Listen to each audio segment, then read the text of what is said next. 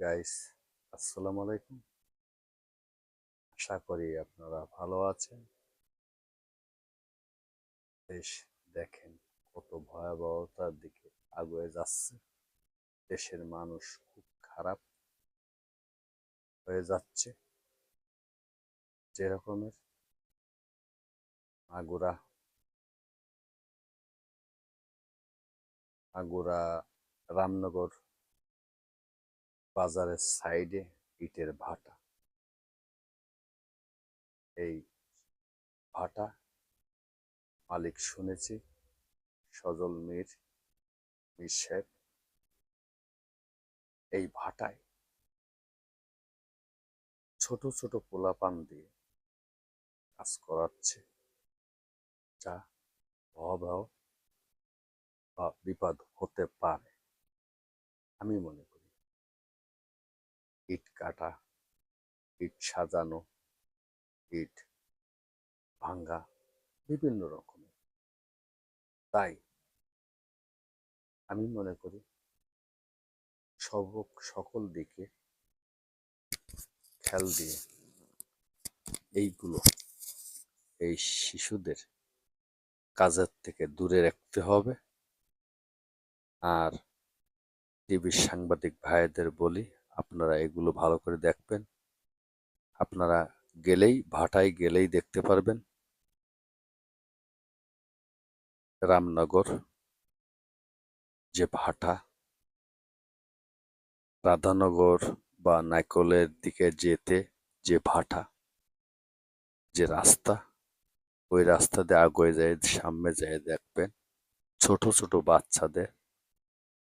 বাচ্চারা ইট কাটছে, আরো অনেক রকমের ভয়াবহতা কাজ করছে। ইট সাজানো, ইট গোছানো, এগুলো বন্ধ করতে হবে।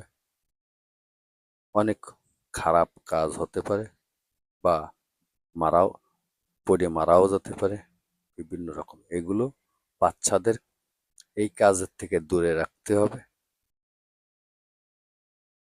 আমি এই ভিডিও করতে পারি নাই। ওই জায়গায় সর্দার আমার সাথে বেয়াদবি করেছে বা খারাপ কাজ করেছে, খারাপ ব্যবহার করেছে। এই সর্দারই বাচ্চাদের কাজ যদি না করে বাচ্চাদের ধরে ধরে মারছে বা মারতেছে। এই ভিডিওগুলো করেছিলাম বুঝাই যে সর্দার কি কাজ করতেছে বা কি করতেছে। ছোট ছোট বাচ্চাদের দিয়ে ইট কাটাচ্ছে বা ইট সাজাচ্ছে, ইট গোছাচ্ছে। এগুলো তুলে ধরতে যেয়ে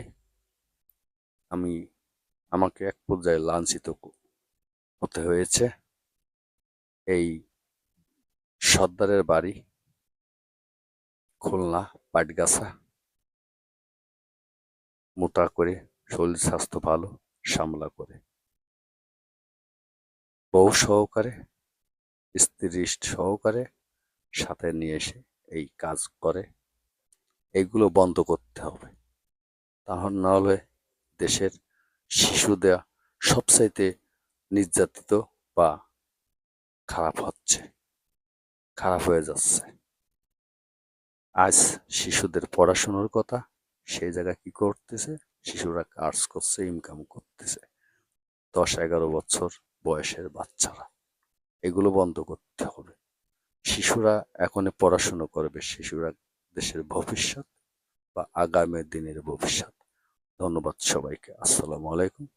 আমার ভিডিওটা সবাই শেয়ার করবেন, লাইক কমেন্ট শেয়ার করবেন, ইউটিউবে সাবস্ক্রাইব করবেন। আসসালামু আলাইকুম। ধন্যবাদ সবাইকে।